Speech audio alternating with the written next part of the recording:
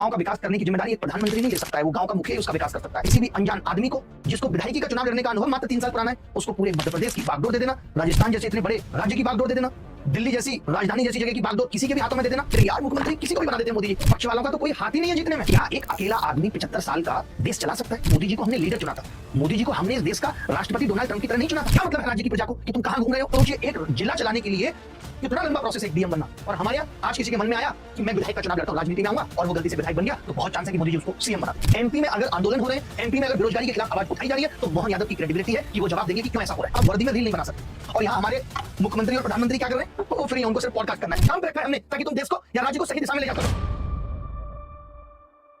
एक बच्चा कह रहा था 700 किलोमीटर दूर एग्जाम सेंटर है, many students are suffering female also. ये बात बिल्कुल सही है, लेकिन अब सरकार और सरकारी कमीशंस का ये कहना है कि सेटिंग हो जाती है, दूर सेंटर होने पे नकल रोकने में वो कामयाब हो रहे हैं, वो सीरियस बच्चों को पहचानने में कामयाब हो रहे हैं कि अगर जो बच्चा सीरियस होगा वही 700 किलोमीटर दूर जाएगा, नहीं तो नहीं जाएगा।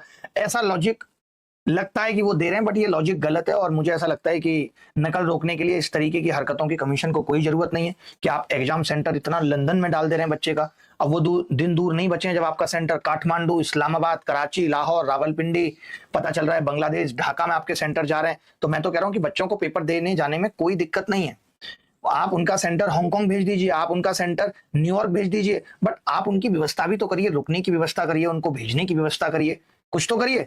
बट ये सब नहीं कर रही है एसएससी। अब देखिए, सेंटर दूर है तो पेपर तो देने जाना पड़ेगा, क्योंकि हमारी मजबूरी है, आज हमें नौकरी चाहिए। और ये आप सब जानते हो कि हम सरकार से नौकरी की भीख मांगते हैं, और भीख इतनी आसानी से कोई देता नहीं है।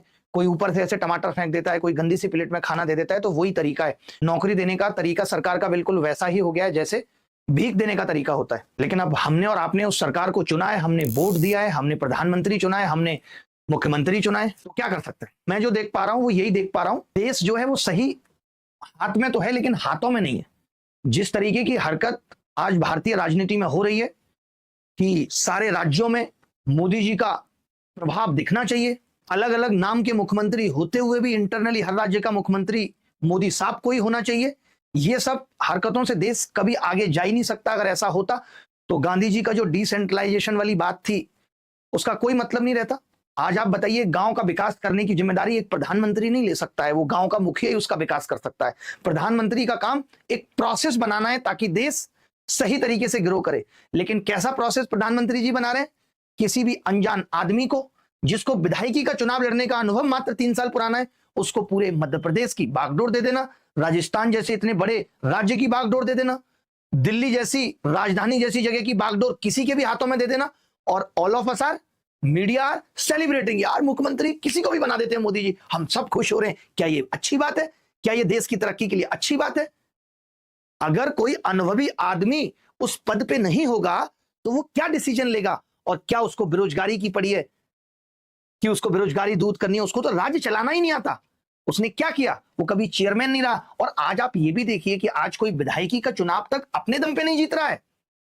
आज मैं ये मानता हूं कि 545 एमपी में जितने विपक्ष वालों को अगर छोड़ दें तो पक्ष वालों का तो कोई हाथ ही नहीं है जीतने में, क्योंकि वो सब तो मोदी जी के नाम पे जीते। आपने कंगना के बयान भी देखे होंगे कि वो कह रही कि मेरे हाथ में कुछ भी नहीं है। भाई, क्या एक अकेला आदमी 75 साल का देश चला सकता है?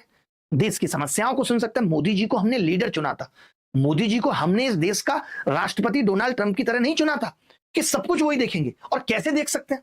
आज एक जज बनने के लिए भी तमाम तरीके की क्वालिफिकेशन, आप इतने साल वकील रहे हो, ये सब चीजें चाहिए। लेकिन हमारे देश में एक राज्य का मुख्यमंत्री बनने के लिए कुछ नहीं चाहिए, बस आपको मोदी जी की चाटुकारिता आनी चाहिए। आप एक डमी होने चाहिए कि आपका प्रधानमंत्री कुछ कहे तो आप उसके सामने कुछ ना बोल सके।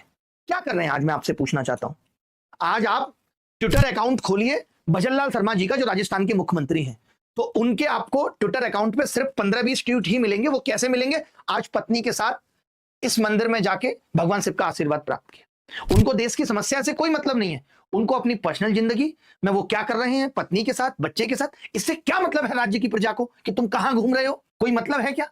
हम किस दिशा में देश को लेके जा रहे हैं? किन हाथों में हमने अपने राज्य को सौंप दिया है? कोई अनुभव मुख्यमंत्री के लिए भी होना चाहिए कि नहीं? आज एक आदमी को एक जिला चलाना है, उस जिला चलाने के लिए वो 4 साल यूपीएससी की तैयारी में घिसता है, और फिर जाके मान लेते हैं वो यूपीएससी देता है, पहली बार में तो निकलता भी नहीं है, फिर वो कहीं जाके एग्जाम निकाल के तब उसकी एक ट्रेनिंग होती है, उसे सिखाया जाता है, 2-3 साल रगड़ा जाता है, फिर उसके सेशन चलते हैं इंटर्नशिप के, तब कहीं जाके वो डीएम बनता है। सोचिए एक जिला चलाने के लिए कितना लंबा प्रोसेस है एक डीएम बनना। और हमारे यहां आज किसी के मन में आया कि मैं विधायक का चुनाव लड़ता हूं, राजनीति में आऊंगा, और वो गलती से विधायक बन गया, तो बहुत चांस है कि मोदी जी उसको सीएम बना देंगे, क्योंकि मोदी जी को राज्य खुद से चलाना है, मोदी जी कोई इंटरफेयर नहीं चाहते। ये तरीका है देश चलाने का? बताइए आप, ऐसे देश चलेगा? एक सिस्टम तो क्रिएट करना पड़ेगा कि एमपी में अगर आंदोलन हो रहे हैं, एमपी में अगर बेरोजगारी के खिलाफ आवाज उठाई जा रही है, तो मोहन यादव की क्रेडिबिलिटी है कि वो जवाब देंगे कि क्यों ऐसा हो रहा है, और वो जवाबदेही है उनकी, और प्रधानमंत्री को वो जवाबदेही लेनी चाहिए।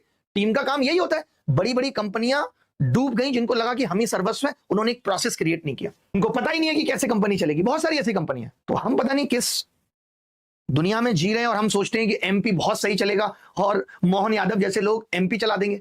आज हम डीएम, यूपीएससी, आईएएस, इन सब लोगों पे जो है शिकंजा कस रहे हैं कि आप वीडियोज नहीं बना सकते। आपने देखा होगा कमिश्नर ऑफ पुलिस का दिल्ली में एक नोटिस आया कि आप वर्दी में रील नहीं बना सकते, और यहां हमारे मुख्यमंत्री और प्रधानमंत्री क्या कर रहे हैं, वो फ्री है, उनको सिर्फ पॉडकास्ट करना है। मोहन यादव जी, मुझे किस तरीके से उन्होंने 4 लड़कों की टीम रख रखी है जो सिर्फ ये बताती है how can be Mohan Yadav चमकिंग, कैसे चमक सकते हैं।